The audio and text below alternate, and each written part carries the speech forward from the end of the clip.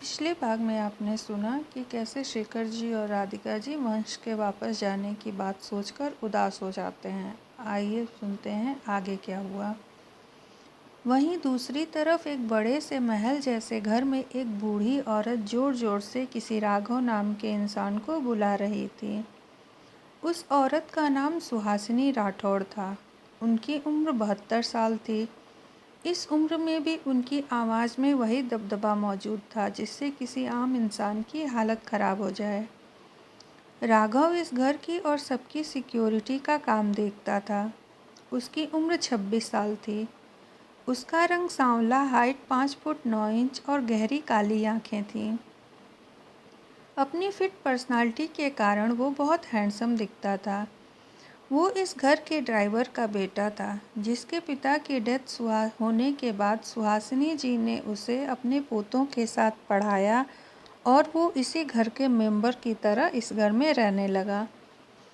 दादी के इस तरह से बुलाने पर वो भी घबरा गया और किसी को फ़ोन करते के बाद सुहासिनी जी के पास जाकर डरते हुए बोला, क्या हुआ दादी, आप इतने गुस्से में क्यों हैं? सुहासिनी जी ने उसे डांटते हुए कहा, मेरे पास आकर ऐसी मासूम शक्ल बनाने से कुछ नहीं होगा। आज तो आप सबको हमारे सवालों के जवाब देने ही होंगे। मैं किसी को छोड़ने वाली नहीं हूँ। बुलाइए शिबू को और कहिए उनसे कि इसी वक्त आकर हमसे मिलें। लेकिन दादी, शिवाय भाई तो किसी मीटिंग में बिजी हैं, राघव ने थोड़ा डरते हुए कहा।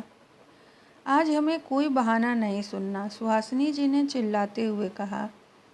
राघव ने कहा, मैंने पहले ही उन्हें फ़ोन कर दिया है। सुहासिनी जी के जोर से चिल्लाने की आवाज़ सुनकर एक लड़का और एक लड़की भी वहीं हॉल में आ गए और बोले, क्या हुआ दादी, आप राघव भाई पर इतना गुस्सा क्यों हो रही हैं? वो दोनों कोई और नहीं, इस घर के सबसे छोटे बच्चे देवांश और आव्या सिंह राठौड़ थे। वो दोनों जुड़वा थे।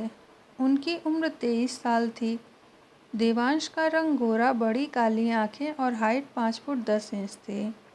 आव्या इस घर की इकलौती लड़की थी जिसे सब बहुत प्यार करते थे। उसकी हाइट 5 फुट 5 इंच थी। उसका रंग गोरा, बड़ी काली आंखें और कमर तक लहराते बाल थे।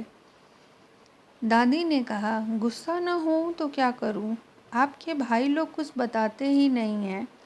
पता नहीं मेरा वंश कहाँ है, किस हाल में है। तब तक बाहर से कई सारी गाड़ियों के रुकने की आवाज़ आई। वो सारी गाड़ियाँ एक से बढ़कर एक लग्जरी थी, लेकिन उन सारी गाड़ियों का कलर ब्लैक था। उन गाड़ियों के रुकते ही एक गार्ड ने बीच वाली कार का दरवाज़ा खोला। दरवाज़ा खोलते ही एक हैंडसम सा 6 फीट का आदमी बाहर आया। वो इतना हैंडसम दिख रहा था कि जैसे अभी किसी पेंटिंग से निकल कर आया हो। उसने एक ब्लैक सूट पहना हुआ था। उसने अपना मास्क उतारा, जिससे उसका गोरा रंग, शार्प जॉ लाइन और अच्छे से सेट की गई बियर्ड दिखने लगी और उसकी आंखों पर चढ़ा ब्लैक चश्मा उसे एक किलर लुक दे रहा था। लेकिन उसके चेहरे पर एक सीरियस लुक और आंखों में एक शक्ति थी जो उसके चश्मे के पीछे छुप गई थी। वो कोई और नहीं, इस घर का बड़ा बेटा शिवांश सिंह राठौड़ था, राठौड़ इंटरप्राइजेज का मालिक। ये भी एक बिजनेस टाइकून है। इनका बिजनेस इंडिया में ही नहीं, फॉरेन में भी फेमस है। पूरे इंडिया में इनका बहुत दबदबा है। इन्हें बहुत कम लोगों ने देखा है, क्योंकि इन्हें खुद को शो ऑफ करना पसंद नहीं है। लोग तो बस इनके नाम से ही डर जाते हैं, क्योंकि ये गलती करने वालों को माफ़ नहीं करते हैं। शिवांश का एक और बड़ा भाई भी था, वेदांश सिंह राठौर, जो अब इस दुनिया में नहीं है।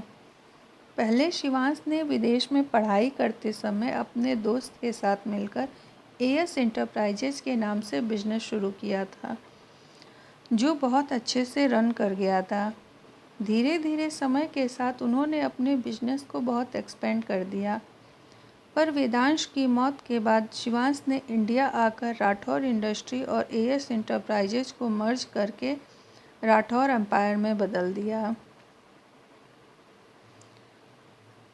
आज के लिए बस इतना ही। मिलते हैं अगले भाग में। अगर आपको ये स्टोरी पसंद आ रही हो तो प्लीज़ लाइक करें, सब्सक्राइब करें और शेयर करें। Bye bye.